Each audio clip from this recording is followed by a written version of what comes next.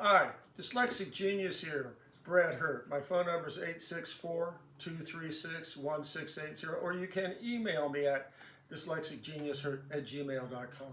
What I'm going to talk about is an Ultona tone arm and some problems that you run into with these. The problem is pot metal. And you can see here on the main tone arm area of the cracking here from the pot metal. Also, this is the part of the tone arm that holds the reproducer. What happens in pot metal is, you can see here that it pivots easily, but sometimes pot metal, it'll get hard here and crack and still be soft over here, if you understand what I'm saying. When it gets hard, it starts to crack. It starts to absolutely come apart. And this Well, is what makes it get hard? it just age, and it just ages in different spots. Okay. So what you have to do is, on these, say this part that the reproducer fits into right here, like this has to pivot easily. There has to be, you put it together, and it has to be able to pivot without putting a lot of pressure on it. So, what happens if this piece and this piece are stuck and you get them apart and it was tight in the beginning, very tight? What I do is I use this brake hone with my drill, and I stick the brake hone into the hole, like so, and I just hone this out with the drill. And you can go in and out like this. So I take a little off the inside of here,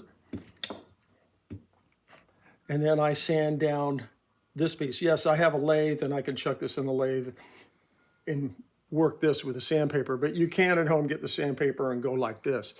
But what you want to do is, you want to take a little off this side, the outside, and you want to take a little off this. You don't want to take everything off one of these two parts. You want to even the taking the material off so that they slide together. Also, on these, I will point out this broken headed screw here, right here. So there's a little right there, the edge of the screwdriver to the right. You'll see the, Okay, that's broken. that's broken. These are a 256 screw, but the material is very shallow in here. Also, So what do you do? you know, leave it because it's cheaper to buy a whole new reproducer. This is rebuildable, but what I want to discuss is, this is, my hand is a pot metal right here, and this is a screw that went in, and the pot metal swelled up like you've been on a cruise ship too long, and it's just tightened down like this. You can drill this out and try to tap it out, but then you risk, in the operation of drilling this out and retapping, you could touch this with a little drill, and the drill press be very gentle. You know, we'll take this out and fix this, and this whole reproducer will just go kapink. I've had Victor number 4s, the pot metal ones, and they're warped like this. And you take them apart, and you get it apart, and you go like this, and it just goes crumble. And this is the problem with the pot metal. You have to be very, very careful with it. And I just want to point out a few of the other problems. The other problem is that people try to fix, like the needle bar here is broken. The end broke off in disassembly because this piece here, when you undo it here, what I do is I loosen the two screws that come in here that hold the needle bar in place. You loosen those a little, then you take off the screw off the mica, which goes through here. You know, it all attaches here. But what's happened is, this is warped just enough that when you loosen this and start to take that screw out, there's a tendency for this thing to go boom, out. The other thing is,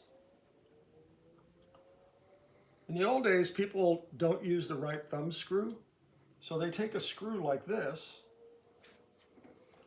and they think they can, What screw? this screw right here. And what's the matter with that screw? Well, this is the different thread than the needle bar screw, which is this. All right. And they try to jam this in here, and this doesn't work. And that ruins the needle bar also. These are just things you need to look at when you're buying a phonograph. You go, oh, if the thumb screw's missing, you can get those. But if somebody's put a screw in here, that should be an eye opener. I'm always harping on this. When you look at a phonograph to buy, are all the parts there? Is there a screw in here where there shouldn't be a screw? And that's the point I'm trying to get across today. And that's my tip for the day.